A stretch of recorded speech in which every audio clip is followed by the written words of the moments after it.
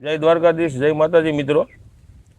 હવે આજે આપણે વાત કરવી છે કે આપણા જ પોતાના જ ગામમાં અને અમારા જ ભાઈઓની અંદર આપણે જે એક પ્રગતિશીલ ખેડૂત આમ તો મારા લુસાડા ગામની અંદર ખૂબ જ બધા ઓળખે છે, કારણ કે દર વર્ષે ખૂબ જ મોટી એવી મહેનત હોય છે અને ખૂબ જ સારા એવું ઉત્પાદન લે છે મિત્રો। હવે આ વખતે જે આપણે જોકે આમ જોઈએ તો જનરલ અમે એટલા બધા કોઈ દવાનો કે ખાતરનો ખર્ચો પણ નથી કરતા, પણ જનરલી જે ટાઈમ ઉપર આપણે કેવી રીતે ટૂંકમાં મહેનત કરી અને કયા સમયે શું કરવું છે એ પરફેક્ટ દાનભાઈનું બધું હોય છે।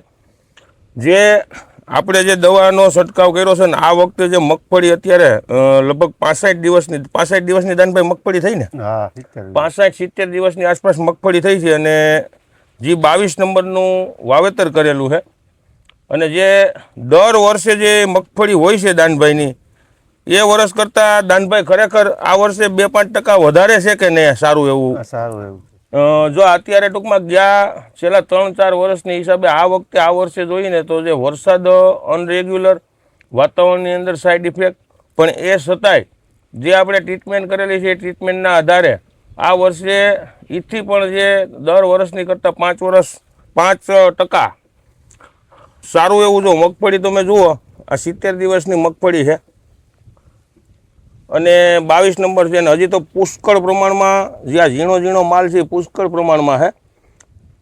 પિયત આપશે અથવા તો વરસાદ થાય એટલે બધું થઈ જાય અને પુષ્કળ પ્રમાણમાં માલ પણ થઈ ગયો છે અને મગફળીનું ઉત્પાદન અત્યારે જોતા જો કુદરતના હિસાબે કાંઈ આપણે એને ખામી ન આવે અને કાંઈ પાછળથી જે વરસાદની નુકસાની ન થાય કાંઈ તો 30 થી 35 મણ સુધીનું ઉત્પાદન આવે ને એવી મગફળી છે। ગયા વર્ષે દાનભાઈ તમે મગફળીનું ઉત્પાદન કેટલું કરેલું છે? 30 મણ જેવું થયું હતું।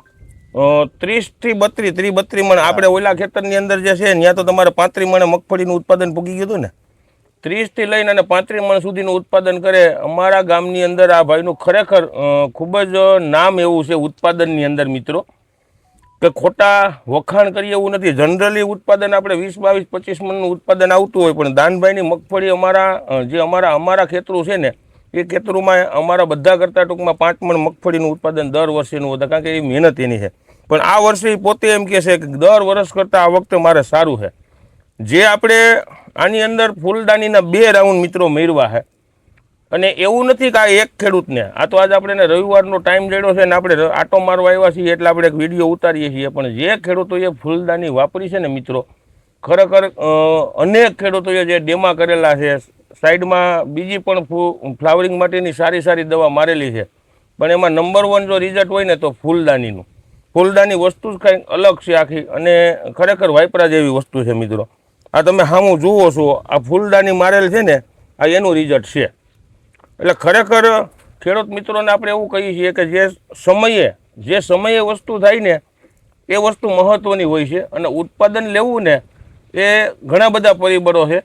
આપણે એમ પણ નથી કહેતા કે નકરું તમે ફૂલદાની મારો છો ને ઉત્પાદન લ્યો, હા 100% એમાં તમારે દાખલા તરીકે જે ફ્લાવરિંગનું ફૂલનું પ્રમાણ વધે, હુયાનું પ્રમાણ વધે, પણ વાતાવરણ આપણી મહેનત આ મુખ્ય ભાગ ભજવતો હોય છે।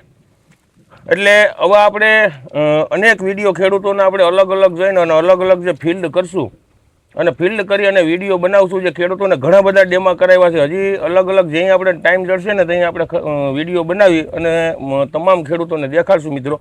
તો અવનવા વિડીયો જોતા રહીજો। વિડીયો સારો લાગે તો આગળ શેર કરજો। જય જવાન, જય કિસાન।